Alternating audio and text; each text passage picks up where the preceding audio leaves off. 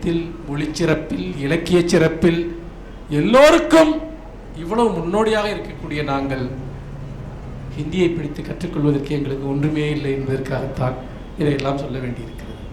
அப்போ உங்களுக்கு ஒரு கேள்வி வரலாம். அது என்ன கேள்வி என்று சொன்னால், என்ன பழம்பெருமைகளை நாம் பேசிக் கொண்டிருக்கிறோம், அப்படியெல்லாம் சொல்பவர்கள் இருக்கிறார்கள். தமிழர்கள் பழம்பெருமை பேசுகிறார்கள், அல்லது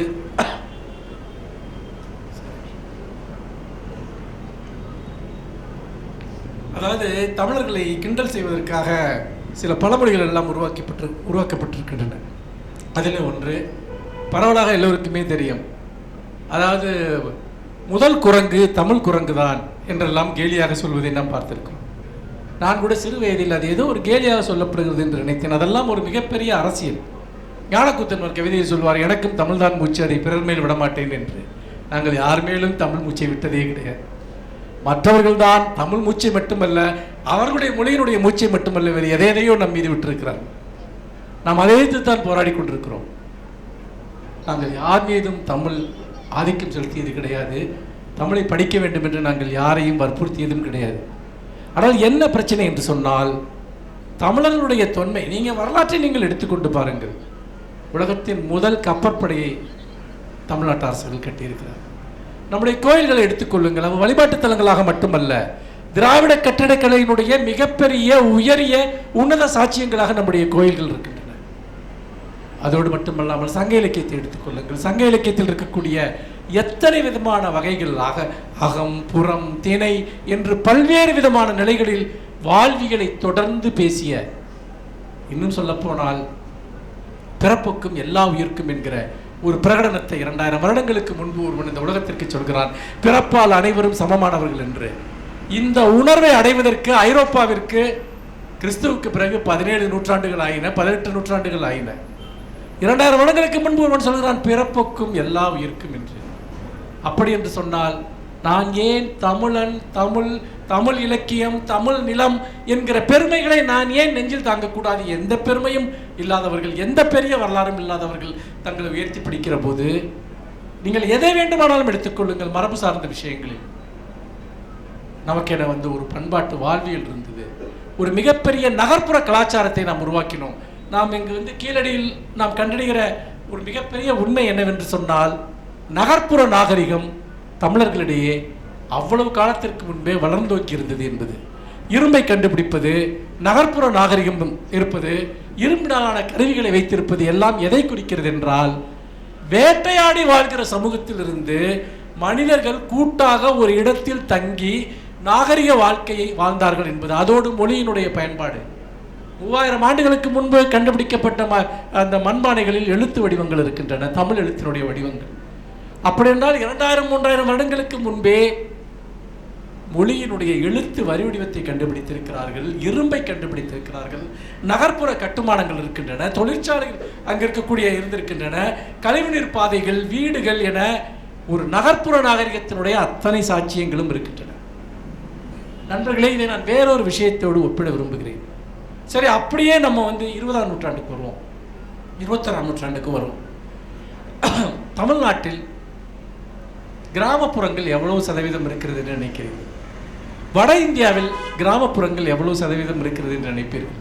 சில பேர் கிராமப்புற வாழ்க்கை தான் ரொம்ப சிறந்தது, அதுதான் உன்னதமானது, மனுஷன்லாம் கிராமத்தில் தான் வாழணும், கிராமத்துக்கு திரும்பி போகணும், இப்படிப்பட்ட குரல்களை எல்லாம் கேட்கிறோம். எனக்கு தெரிஞ்சு கிராமப்புறங்களில் இயற்கையான காற்றும் தண்ணீரும் மட்டும்தான் இருக்கிறதா? சாதியையும் பெண்ணடிமைத்தனத்தையும் காப்பாற்றுவதே கிராமப்புறங்கள் தான், கிராமப்புறத்தில் இருக்கக்கூடிய சாதி அமைப்புகள் தான். கிராமத்தினுடைய தன்மை மாறாமல், கிராமங்கள் உடையாமல் சாதி அமைப்பு உடையாது, ஆண் பெண் ஏற்றத்தாழ்வு உடையாது. தமிழ்நாட்டில் வட இந்தியாவில் 70%, 80%க்கு மேல் பெரும்பாலும் கிராமங்களை கொண்ட ஊர்கள் தான் இருக்கின்றன. நகர்ப்புற நாகரிகம் என்பது நம்முடைய தொன்மையான வரலாற்றில் அல்ல. இன்றைக்கு தமிழ்நாட்டில் நகர்மயமாக்கப்பட்ட பகுதிகள் எவ்வளவு தெரியுமா? 49%, கிட்டத்தட்ட பாதி அளவிற்கு தமிழ்நாடு நகர்ப்புறமயமாகிவிட்டது. இந்த அர்பனைசேஷனுடைய விளைவு என்ன என்பதை நீங்கள் சிந்திக்க வேண்டும். தமிழ்நாடு அடைந்த வளர்ச்சிக்கு அது ஒரு மிக முக்கியமான காரணம். தமிழ்நாடு அடைந்த அந்த வளர்ச்சிக்கு மிக முக்கியமான காரணமாக அர்பனைசேஷன் ஏன் இருக்கிறது என்றால், நகரமயமாகிற போதுதான் கல்வி வருகிறது, தொழிற்சாலைகள் வருகின்றன, மனிதர்கள் சுதந்திரமாக வாழுகிறார்கள், சாதி மத கட்டுகளிலிருந்து விடுபடுகிறார்கள். அது அர்பனைசேஷன் இல்லாவிட்டால் இது எதுவுமே நடக்காது. நாம் நகரமயமாகி இருக்கிறோம். 50 வருடங்களுக்கு முன்பு திருவண்ணாமலையில் இருந்த வாழ்வியல் இன்றைக்கு இருக்கிறதா? நன்றாக யோசித்து பாருங்கள். அன்றைக்கு இருந்த கட்டுத்திட்டங்கள், சட்டங்கள் இன்றைக்கு இருக்கிறதா? பண்பாட்டு வாழ்க்கையில் எவ்வளவு தூரம் நாம் விடுதலை அடைந்திருக்கிறோம். காரணம் என்ன? ஒரு மனிதன் ஒரு கிராமத்திற்குள் இருக்கிற வரைக்கும் அவன் சாதி கட்டுமானத்திலிருந்து விடுபடவே முடியாது, அவன் மத கட்டுமானத்திலிருந்து விடுபடவே முடியாது. ஒருவன் பிறக்கிற போதே அவன் மீது எல்லா முத்திரைகளும் குத்தப்பட்டு விடுகின்றன. ஒரு நகர்மயமாக்கப்பட்ட ஒரு ஊரில் நீங்கள் யார் என்று தெரியாது, அது நல்லதுதான். நீங்கள் தான் உங்கள் அடையாளத்தை உருவாக்க வேண்டும். உங்கள் படிப்பால், உங்கள் தொழிலால் உங்கள் அடையாளத்தை நீங்கள் உருவாக்கிக் கொள்கிறீர்கள். அப்படி இருக்கிற போது இங்கே வயதில் மூத்தவர்கள் இருக்கிறார்கள். அவர்களுக்கு தெரியும் 40-50 வருடங்களுக்கு முன்பு நம் ஊர்கள் எப்படி இருந்தன, நம்முடைய பிள்ளைகள் எப்படி இருந்தார்கள், பெண்களுக்கு படிப்பு இருந்ததா, வேலை இருந்ததா, எல்லோரும் வயலில் போய் வேலை செய்யன்னு சொல்லிட்டு இருந்தான். இன்றைக்கு உலகத்தின் எந்த மூலைக்கு சென்றும் பணியாற்றுகிற மிகப்பெரிய விடுதலையை நகர்மயமாதல் நமக்கு கொடுத்திருக்கிறது. அப்படி என்றால் நான் இணைத்து காட்ட விரும்புகிறேன் நண்பர்களே, நம்முடைய தொல்லியல் நாகரிகத்திலும் நமக்கு நகர்ப்புறங்கள் இருந்தன, நம்முடைய நவீன வரலாற்றிலும் நகர்ப்புறங்கள் இருந்தன. அன்றைக்கும் நாம் கல்வியை நாம் முதன்மையாக கொண்டிருந்தோம்.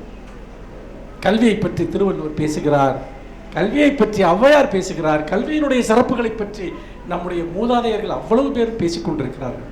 இன்றைக்கு தமிழ்நாடு முழுக்க நாம் கல்வி சாலைகளை உருவாக்கி இருக்கிறோம், படிப்பை உருவாக்கி இருக்கிறோம். குழந்தைகளுக்கு இலவச உணவு, பாடத்திட்டம், இலவச கல்வி எந்த மாநிலத்தில் இருக்கு? தேடி போய் பாருங்கள். காலையில் வந்தவொடனே பிள்ளைங்களுக்கு சாப்பாடு கொடுத்து படிக்க வைக்கிற திட்டம் எந்த ஊரில் இருக்குன்னு, மதியான சாப்பாடு கொடுத்து படிக்க வைக்கிற திட்டம் எந்த ஊரில் இருக்குன்னு. இன்றைக்கு ஒவ்வொரு பள்ளியும் ஒரு வீடாக மாறி இருக்கிறது, ஆதரவளிக்கக்கூடிய ஒரு வீடாக மாறி இருக்கிறது. இதெல்லாம் சும்மா தானாக வந்து விட்டதா? நிச்சயமாக இல்லை. நமக்கு ஒரு அரசியல் இருந்தது. அந்த அரசியல் இன்க்ளூசிவ் டெவலப்மெண்ட், எல்லோருக்குமான அரசியல், எல்லாமும் எல்லோருக்கும் கிடைக்க வேண்டும் என்கிற அரசியல். அந்த அரசியலும் அந்த சமூக நீதி அரசியலும் நம்முடைய தமிழ் உணர்வும் ஒன்றாக இணைந்து வளர்ந்ததுதான் தமிழ்நாடு. தமிழ்நாட்டில் வெறுமனே நாம் தமிழ் உணர்வை பேசவில்லை. திராவிட இயக்கம் வெறுமனே தமிழ் தமிழ் தமிழ் என்று பேசவில்லை. இப்போ கர்நாடகாவில் கன்னடம் கன்னடம் பேசுகிறான், அதுவே பல ஸ்டேட்டில் பேசுகிறான்.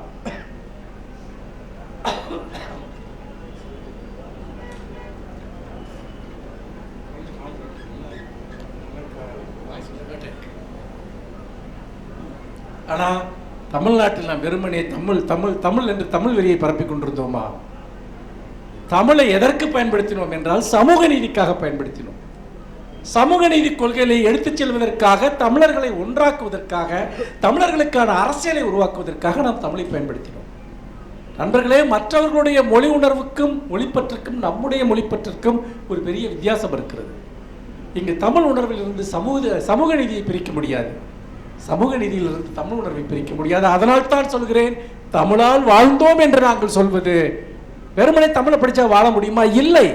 ஒரு நூற்றாண்டு அரசியல், நீதி கட்சி காலத்திலிருந்து தொடங்கி இன்றைக்கு வரைக்கும் ஒரு நூற்றாண்டு அரசியல் தமிழ் தமிழ் என்று நாங்கள் பேசியது அனைத்துமே தமிழையும் மீட்பதற்கு மட்டுமல்ல, தமிழை காப்பதற்கு மட்டுமல்ல, சமூக நீதியை எல்லா இடத்திலும் கொண்டு செல்வதற்காக தமிழர்களுடைய அரசியலாக தமிழை நாங்கள் முன்வைத்தோம். தமிழை வச்சு அரசியல் பண்றேன்னு கேட்டோம். ஆமா, தமிழை வைத்து அரசியல் செய்கிறோம், அரசியல் செய்தோம், இனியும் செய்வோம். தமிழ்தான் எங்கள் அரசியல், தமிழின் வழியாகத்தான் எங்கள் அரசியல். தமிழுக்கு வெளியே எங்களுக்கு எந்த அரசியலும் கிடையாது. சமூக நீதியை கொண்டு செல்வதற்காக எங்களிடம் இருக்கக்கூடிய ஒரே ஆயுதம் தமிழ் உணர்வு மட்டும்தான். அப்படிப்பட்ட நிலையில் நாம் இன்றைக்கு ஒரு 2000 வருட 3000 வருட 4000 வருட வரலாற்றை நாம் பேசுகிற போது நாம் நெஞ்சை நிமிர்த்தி சொல்வதற்கு ஒன்று இருக்கிறது. நாம் பண்பாட்டால் உயர்ந்து நின்றிருக்கிறோம், மொழியால் உயர்ந்து நின்றிருக்கிறோம், சமூக நீதியால் உயர்ந்து நின்றிருக்கிறோம், கல்வியால் உயர்ந்திருக்கிறோம், சுகாதாரத்தால் உயர்ந்திருக்கிறோம். நம்முடைய இலக்கிய வளர்ச்சி, நம்முடைய பண்பாட்டு வளர்ச்சி, இந்த 20ஆம் 21ஆம் நூற்றாண்டுகளில் மிகப்பெரிய மகத்தான படைப்பாளிகளை தமிழ்நாடு உருவாக்கி இருக்கிறது. சங்க காலத்தில் மட்டுமல்ல, இடைக்காலத்தில் மட்டுமல்ல, நம்முடைய நவீன இலக்கியம் என்பது, நவீன தமிழ் படைப்பாளிகள் என்பவர்கள் உலகத்திற்கே ஒரு சவால் விடக்கூடிய அளவிற்கான படைப்புகளை உருவாக்கி இருக்கிறார்கள். நாம் எந்த அளவுக்கு இன்றைய தலைமுறையினர் அதை படிக்கிறார்கள் என்பது மிக முக்கியமான ஒரு கேள்வி. ஆனால் ஒவ்வொரு முறையும் தமிழ் தன்னை உருமாற்றிக் கொள்கிறது. இன்றைக்கு இளைஞர்கள் படிப்பதில்லை என்று சொன்னால் பாவாச்சோத்தர் இளைஞர்களுக்கு கதைகளை சொல்கிறார். பல பேர் இன்றைக்கு பார்த்தீங்கன்னா ஒரு ஆடியோவாக புத்தகங்களை தருகிறார்கள், இளைஞர்களை கேட்க வைக்கிறார்கள். தமிழ் எப்படி என்று கேட்டால் அதை நீங்கள் அழிக்கவே முடியாது, அது தன்னை உருமாற்றிக்கிட்டே இருக்கும், அது தன்னை தக்க வச்சுக்கிட்டே இருக்கு. அது ஒரு வினோதமான உயிரி தமிழ் என்பது. எவ்வளவு பேர் 2000 வருஷமாக தமிழ் அழிக்கிறதுக்கு யார் யாரோ என்னென்னவோ பண்ணியிருக்காங்க. ஏன் தமிழ் அழியவில்லை? உலகத்தின் பல மொழிகள் இப்போ பார்த்தீங்கன்னா இந்தியை பற்றி சொல்கிறப்ப அவங்க என்ன சொல்கிறாங்கன்னா ஒரு முக்கியமான விஷயம் பீகாரில் இந்தி அங்கே தாய்மொழி இந்தியா இருக்குது, உத்தரப்பிரதேசத்தில் இருக்குது, மத்திய பிரதேசத்தில் இருக்குது அப்படின்னா அதெல்லாம் அவர்களுடைய தாய்மொழி. அவர்களுக்கு வேறு மொழிகள் தாய்மொழியாக இருந்தன. இந்தியை ஏற்றுக்கொண்ட பிறகு அந்த மொழிகள் எல்லாம் படிப்படியாக சிதைந்து இன்றைக்கு ஹிந்தி தான் அவர்களுடைய மொழி என்பது போல ஆகிவிட்டது. இந்தியை நாம் தமிழ்நாட்டில் ஏற்றுக்கொண்டிருந்தால் நமக்கும் அதுதான் நடந்திருக்கும். தமிழ் தன்னுடைய தனித்துவத்தை இழந்திருக்கும். அப்படிப்பட்ட நிலையில் இந்த 21ஆம் நூற்றாண்டினுடைய 20ஆம் நூற்றாண்டினுடைய மகத்தான படைப்பாளிகள், பாரதியிலிருந்து தொடங்கி ஒரு மிகப்பெரிய நவீன மரபு தமிழில் உருவாகிறது. மகத்தான படைப்பாளிகள் தமிழ் வாழ்வினுடைய எண்ணற்ற பக்கங்களை நம் முன்னால் வைத்திருக்கிறார்கள். எத்தனை வகையான எழுத்து முறைகள், கவிதையாக இருக்கட்டும், சிறுகதையாக இருக்கட்டும், நாவலாக இருக்கட்டும், எத்தனை எத்தனை வாழ்க்கைகள், நுட்பமான பார்வைகள். இதோடு இன்றைக்கு தமிழ் மேலும் மேலும் எப்படி முன்னேறி சென்று கொண்டிருக்கிறது என்பதை நாம் பார்க்கிறோம். நண்பர்களே, பல படைப்பாளிகள் நீங்கள் பார்த்தீங்கன்னா இந்த ஒரு 100 வருஷத்தில் நூற்றுக்கணக்கான முதல்நிலை படைப்பாளிகள் தமிழில் இருக்கிறார்கள். ஒரு 10 நாளைக்கு பேசலாம் உட்கார்ந்து. ஒவ்வொருத்தரும் ஏன் தனக்கென தனித்துவமான ஒரு உலகத்தை உருவாக்கி கொண்டிருக்கிறார்கள் என்று. நேற்று கள்ளக்குறிச்சியில் பேசுகிற போது இது நகலனுடைய நூற்றாண்டு, நகலனுடைய படைப்புகளை பற்றி பேசிக் கொண்டிருந்தேன். பேச பேச மனம் விரிந்து கொண்டே செல்கிறது. எவ்வளவு பெரிய ஒரு மகத்தான படைப்பாளி. அங்கே இருப்பவரிடம் நகலனை உங்களுக்கு எத்தனை பேருக்கு தெரியும் என்று கேட்டேன். 5 பேர் கை தூக்கினார்கள். எனக்கு வருத்தம் இல்லாமல் ஒன்றுமே இல்லை. அதை பற்றி கூட எழுதியிருந்தேன். இந்த 5 பேரை 500 பேராக, 5000 பேராக, 50,000 பேராக எங்களால் மாற்ற முடியும். ஊர் ஊராக போய் பேசுவோம். நவீன படைப்பாளிகளை பற்றி ஊர் ஊராக போய் சொல்வோம். இப்போ என்னை போன்றவர்கள், பாவாச்சலதுரை போன்றவர்கள் எல்லாம் அந்த பணியைத்தான் நாங்கள் செய்து கொண்டிருக்கிறோம். ஏனென்றால் ஒரு தலைமுறை கடக்கிற போது பல முன்னோடிகள் அவர்கள் மறைந்து போகிறார்கள். அவர்களுடைய பெயர்கள் திரும்ப திரும்ப சொல்லப்பட வேண்டியிருக்கிறது. அப்படி பார்க்கிற போது ஒன்றுமே இல்லை. இப்போ பார்த்தீங்கன்னா இந்த செயற்கை தொழில்நுட்பம், அதாவது செயற்கை நுண்ணறிவை பற்றி எல்லோருமே பேசிக் கொண்டிருக்கிறார்கள். தமிழர்கள்ட்ட ஒரு பெரிய கெட்ட பழக்கம் என்னன்னு கேட்டிங்கன்னா, ஏதாவது ஒன்று புதுசாக வந்துச்சுன்னா அது எல்லாத்தையும் அழிச்சிருன்னு பேசுவாங்க. இது எனக்கு ரொம்ப காலமாக புரிஞ்சதே இல்லை. கம்ப்யூட்டர் வரையில அப்படி தான் பேசினான், டிவி வரையிலேயே அப்படி தான் பேசினான். இனிமேல் ஒன்றுமே இருக்காது, யாரும் இலக்கியம் படிக்க மாட்டான், புக்கு இருக்காது, அது இருக்காது, செல்ஃபோன் வந்தப்போ அப்படி தான் பேசினான். நீங்கள் எப்போ, நான் ரொம்ப வருஷமாக இதை பார்த்துக்கிட்டு இருக்கேன். இப்போ செயற்கை நுண்ணறிவு, ஏஐ என்று சொல்லக்கூடிய ஆர்டிஃபிஷியல் இன்டெலிஜென்ஸ், இதை பற்றி இன்றைக்கு எல்லா இடங்களிலும் பேச்சு, எல்லா இடத்துலையும் இதை பற்றியே பேசிகிட்டு இருக்காங்க. நான் அதை தொடர்ந்து கற்றுக்கொண்டிருக்கக்கூடியவன். ஆர்டிஃபிஷியல் இன்டெலிஜென்ஸை நான் என்னுடைய எழுத்துப் பணிகளுக்காக பயன்படுத்துகிறவன், என்னுடைய உரைகளுக்காக பயன்படுத்துகிறவன். அது பல பணிகளை செய்து தருகிறது, அதில் சந்தேகமே கிடையாது. இப்போ உதாரணமாக நான் ஒரு ஆங்கிலத்தில் ஒரு லெட்டர் ரொம்ப ப்ரொஃபஷனலாக ரெடி பண்ணணுன்னா நான் தமிழில் எழுதி அதை கொடுத்தோம்னா ஒரு நிமிஷத்தில் அதை அப்படியே ஃபார்மேட் பண்ணி மொழிபெயர்த்து கையில் கொடுத்துருது. நமக்கு இருந்த ஒரு பெரிய தடை நீங்குகிறது. ஆனால் அப்போ என்ன சொல்கிறான், இனிமேல் ஆர்டிஃபிஷியல் இன்டெலிஜென்ஸ் அதுவே கவிதை எழுதிடும், அதுவே பார்த்தீங்கன்னா ஓவியம் வரையும், அதுவே மியூசிக் பண்ணிடும். ஏங்க, நான் ஒன்று கேட்கிறேன். ஆர்டிஃபிஷியல் இன்டெலிஜென்ஸின் மூலமாக இசையை உருவாக்க முடியும், ஆனால் ஒரு இளையராஜாவை உருவாக்க முடியுமா? மேதமை, இன்டெலிஜென்ஸ். இப்போ நீங்கள் மனுஷபுத்திரன் மாதிரி கவிதை எழுதுன்னு சொன்னால் அதை எழுதி காட்டும். அது மனுஷபுத்திரன் மாதிரி இருக்குமே ஒழிய அது மனுஷபுத்திரனுடைய கவிதையாக இருக்காது. இப்படி நிறைய மாதிரிகளை உருவாக்கும். நான் உருவாக்கிய மாதிரிகள் இருந்து அதை எடுத்து பேசணும். ஆனால் மனிதன் எப்படி முன்னேறி செல்வான்? சுந்தர ராமசாமியினுடைய விகாசம் என்ற ஒரு கதை இருக்கிறது. எனக்கு ரொம்ப பிடிச்ச ஒரு புகழ்பெற்ற ஒரு கதை அது. அந்த கதையில் ஒரு ஜவுளி கடை, அது சுந்தர ராமசாமி அவருடைய அப்பாவினுடைய ஜவுளி கடையை வைத்துத்தான் அதை எழுதுகிறார். அதில் பிரதான கதாபாத்திரங்களாக ஒரு 4 கதாபாத்திரங்கள் இருக்கிறார்கள். ஒன்று அந்த கடை முதலாளி, சுந்தர ராமசாமியுடைய அப்பா என்று வைத்துக் கொள்ளுங்கள். கடை முதலாளி ஒரு ஜவுளி கடை. அவர் அந்த கடை முதலாளியுடைய பையன், இந்த கதையை சொல்லக்கூடியவர். அதற்கு பிறகு அந்த கடையில் ராவுத்தர் என்ற ஒருவர் வேலை செய்கிறார். இந்த ராவுத்தர் யார் என்றால் அவருக்கு வந்து கணக்கு பிள்ளை, இந்த கடையினுடைய கணக்கு பிள்ளை. எத்தனை மீட்டர் துணி இருக்கிறது, ஒரு மீட்டருக்கு எவ்வளவு, மொத்த கூட்டுத்தொகை எவ்வளவு மிச்சம், இது எல்லாவற்றையும் ஒரு நொடியில் மனக்கணக்காக போட்டு சொல்லக்கூடியவர். அவருக்கு அடிப்படையில் பார்வை கிடையாது. ஒரு பார்வையற்ற ஒரு மனிதர் மனக்கணக்காக எல்லா கணக்கையும் சொல்வார். பொதுவாக திறமைசாலி எல்லோருமே அவன் முதலாளி எவ்வளோ பெரிய ஆளாக இருந்தாலும் அவன் அதோட கெத்தாக இருப்பான். நீ எவ்வளோதான் பணம் வச்சுருந்தாலும் சரி, இந்த முதலாளி அவனை சார்ந்துதான் இருக்க வேண்டும் என்கிற ஒரு நிலை இருக்கும். ஏனென்றால் ஒருவனுடைய அறிவின் முன்னால் பணம் எப்பொழுதுமே ஜெயிக்க முடியாத தருணங்கள் இருக்குது.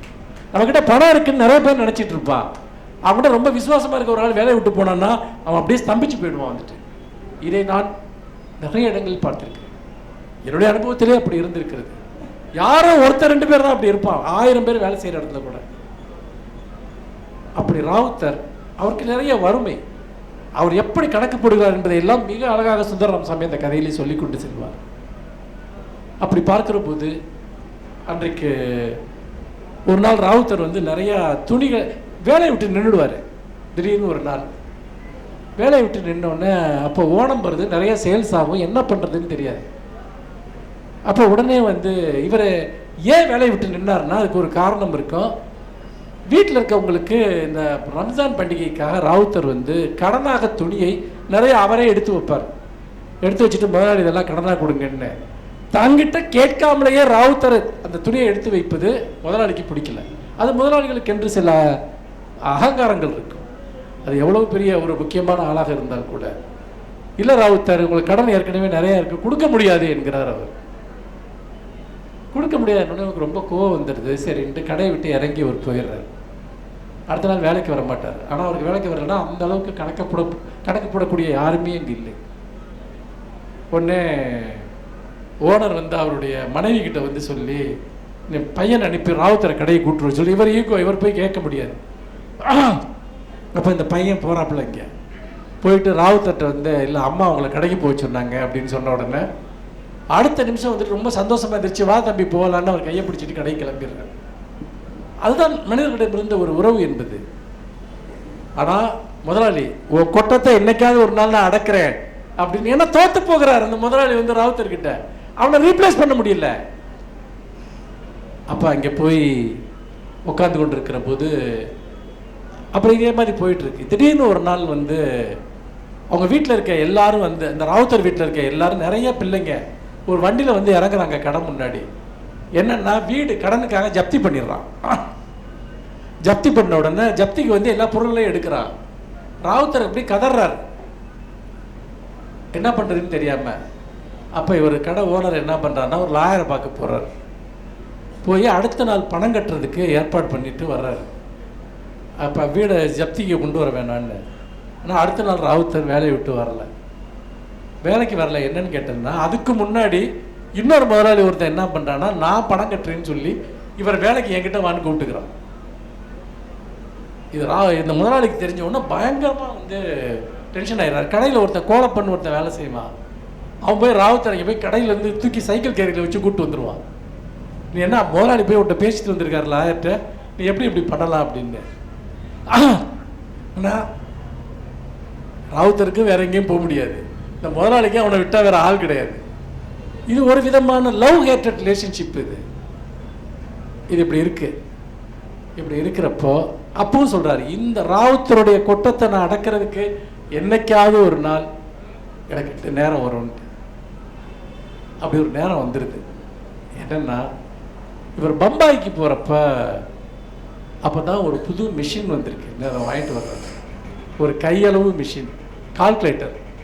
அப்போ தான் கால்குலேட்டர் வருது. கணக்கு போட்டு பார்க்குறாரு, எல்லா கணக்கையும் இது கரெக்டாக சொல்லுது. அதை வாங்கிட்டு வந்து வீட்டில் பையன்கிட்ட கொடுக்குறாரு, போட்டு பார்க்குறாங்க, எல்லா கணக்கையும் சொல்லுது. எல்லாரும் வந்து போட்டு பார்க்குறாங்க, ஆச்சரியமாக இருக்குது, எவ்வளோ துல்லியமாக ஒரு சின்ன பிசகு கூட இல்லாமல் அப்படின்னு. உடனே கணக்கு எடுத்துகிட்டு போகிறாரு. அதை அங்கே ஒரு கோமதின்னு ஒரு பிள்ளை அங்கே வேலை செஞ்சுட்டு இருக்கோம். அந்த பிள்ளை என்ன பண்ணணும்னா அந்த கணக்கு போட்டு காட்டு, ராவுத்தர் நீங்கள் ஒரு கணக்கு சொல்லுங்க அப்படிங்க. அவர் ஒரு சிக்கலாக ஒரு கணக்கு சொல்லுவார். அடுத்த செகண்ட் அந்த பிள்ளை விட பிடிச்சப்போம் ராவுத்தர் ஆடி போயிடுறாரு. இன்னொரு கணக்கு சொல்லுவார், அதோட அதையும் போட்டு கொடு.